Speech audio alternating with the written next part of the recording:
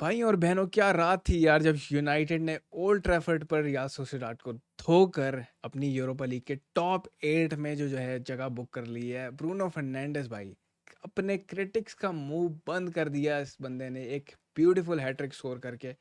और हाँ, obviously Joshua ज़िरक्ज़ी ने जो ज़िडानिस्क परफॉर्मेंस दी है उस पे बात करना ज़रूरी है। फिर पैट्रिक डोरगू का अटैकिंग इंटेंट, मतलब बहुत सारे टॉकिंग पॉइंट्स हैं यार इस मैच के। लेकिन साथ में जो चेल्सी ने हार्ड ब्रेक किया है ना कल, उनकी जो ट्रांसफ़र प्लानिंग है फुल स्विंग में चल रही है। फ्यूचर के वो प्लान्स बनाने में लगे हुए हैं। जोवानी क्वेंडा को भी वो ले गए हैं हमारे हाथों से, क्योंकि हम पूरी पूरी रात बैठकर इंतजार कर रहे थे कि जोवानी क्वेंडा यूनाइटेड आएगा, but he is going to Chelsea unfortunately. लेकिन आज की वीडियो में हम ब्रेक डाउन करेंगे अहम तरीन परफॉर्मेंसेस जो दी हैं हमारे प्लेयर में, और ऑब्वियसली क्वेंडा की साइनिंग को भी हम डिस्कस करेंगे। तो चलो भाई बिना टाइम वेस्ट करे किक ऑफ कर। भाई ब्रूनो फर्नांडिस ने एक ऐसी परफॉर्मेंस दी है कि लग रहा था कि ओल्ड ट्रैफर्ड का किंग खुद पिच पर आ गया है। आप देख लो कि मैच स्टार्ट होते ही थोड़ा सा टेंशन नज़र आ रही थी, क्योंकि 10 मिनट में हमने पेनल्टी कंसीड कर ली थी डिलीट वाली। लेकिन फिर आया ब्रूनो फर्नांडिस का शो, और 16वें मिनट में जो उसने पेनल्टी मारी थी, काम compose and cool headed penalty कहेंगे, कीपर को दूसरी साइड में फेंक दिया। और 50th मिनट में अगेन उसने वही वाली हरकत की कि keeper went the wrong way. मतलब दोनों बार कीपर को जो उसने चे बनाया ना भाई, मज़ा आ गया देखकर। और तीसरा गोल तो भाई अमेजिंग ही था, गर्नाचो का असिस्ट, और वो जो फिनिश थी दैट वाज क्लास।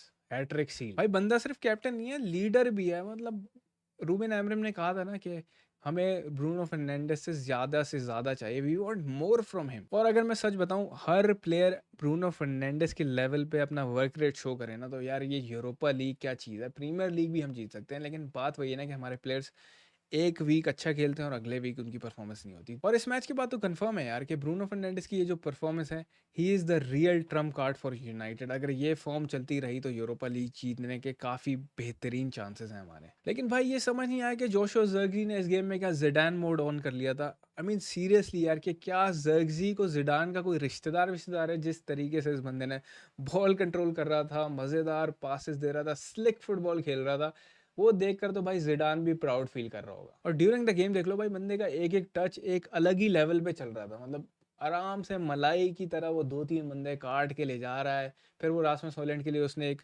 मतलब अफसोस है कि मुझे असिस्ट नहीं दे पाया वो, but that chance was real यार। हॉयलैंड को वहाँ पे स्कोर करना चाहिए था। वो क्या ब्यूटीफुल बॉल निकाली थी। बट जो बंदे ने एक फ्लूइडिटी शो किया अटैक में, तो एक बात कंफर्म है कि रूबेन एमरिम को अटैकिंग प्ले मेकर मिल गया है in the sense of Joshua Zirkzee. J G boy हमारा यार। देखो, हमने इसको बहुत क्रिटिसाइज़ किया शुरू में।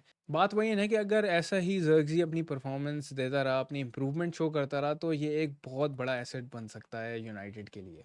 क्योंकि कॉन्फिडेंस, स्किल, अटैकिंग इंटेंट, ये तीनों चीज़ें हैं इस बंदे के पास, और यही चाहिए हमें भाई in the attacking play maker. But मेरे ख्याल से यार ये बंदा जो था ना, इसकी वजह से हुआ है पूरा गेम चेंज। पैट्रिक डोरगू भाई, लेफ्ट बैक पोजीशन पे एक असली मज़ा तभी आता है जब एक नेचुरल लेफ्ट बैक हो। और भाई पैट्रिक डोरगू ने इस गेम में दिखा दिया कि असली डिफरेंस क्या होता है।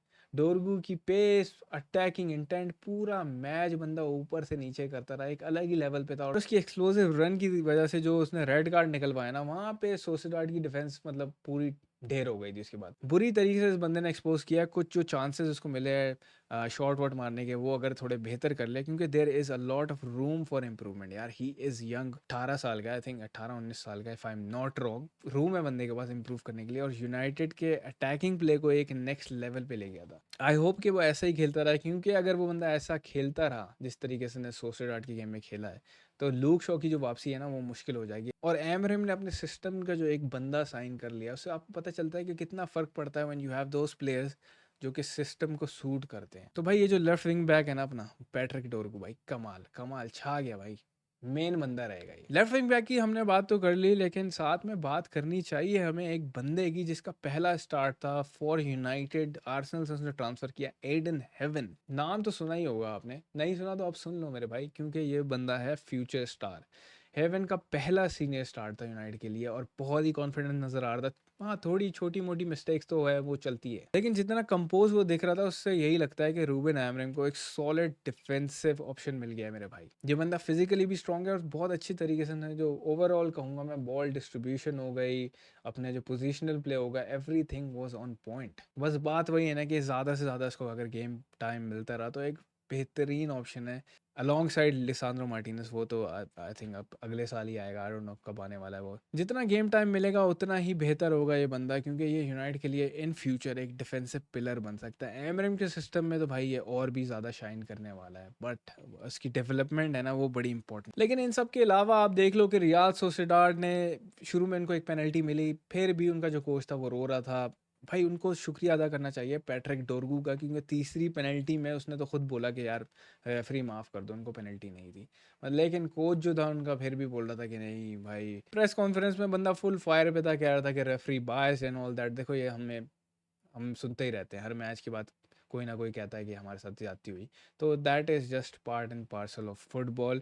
लेकिन जितनी पेनल्टीज मैंने देखी जस्टिफाइड लग रही थी, अपार्ट फ्रॉम दैट तीसरी पेनल्टी जो कि डोरगू ने खुद बोला कि भाई रेफरी माफ़ कर दो उनको। यूनाइटेड ओवरऑल बेटर टीम थी and we deserve to go into top 8। अब हम यहाँ पे खेलने जा रहे हैं लियोन से मेरे भाई, और Leon they are not playing around. वो बोल रहे हैं कि भाई हम तो घुस के फटेंगे। लेकिन इन सारी खुशखबरियों के साथ साथ अगले दिन ही एक मिली बैड न्यूज़ जिवानी क्वेंडा की। अपेरेंटली इस बंदे ने भाई चेल्सी ज्वाइन करने का फैसला कर लिया। आई मीन चेल्सी फ्यूचर के लिए काफ़ी सीरियस नज़र आ रही है, लेकिन क्वेंडा को साइन करके एक उन्होंने स्टेटमेंट दिया। आई एम गटेड कि यूनाइटेड यहाँ पर मूड में थी साइन करने के लिए। आई थिंक फेब्रिज़ो रोमानो ने भी यहाँ पे कहा था कि United try to sign Quenda in January transfer, लेकिन एफएफपी रूल्स के चक्कर में हम नहीं कर पाए यार। That is a big miss in my opinion, क्योंकि चेल्सी ने भाई 17 साल का ये जो लौंडा विंगर भी खेलता है, विंग बैक भी खेलता है, 40 मिलियन पाउंड्स में साइन किया है। 2026 में ऑफिशियली ये ज्वाइन करने वाला है चेल्सी को। और स्पोर्टिंग के लिए तो वीक इन वीक आउट वो खेल ही रहा है, साथ में पोर्चुगीज अंडर 21 में भी खेल रहा है। मतलब it is a big miss यार, ये बंदा हमें साइन करना था।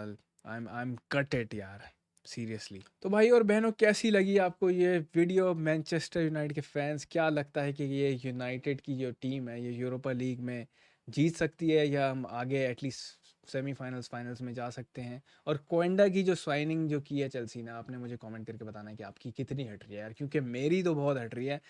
तो जाने से पहले भाई वीडियो को लाइक करना नहीं भूलना, and make sure you subscribe to the United studio यार, क्योंकि अगले मैच के एनालिसिस भी देखने हैं, अगली मैच की वीडियोस भी देखनी है। तो सब्सक्राइब ठोक दो। तब तक के लिए अपना ख्याल रखो।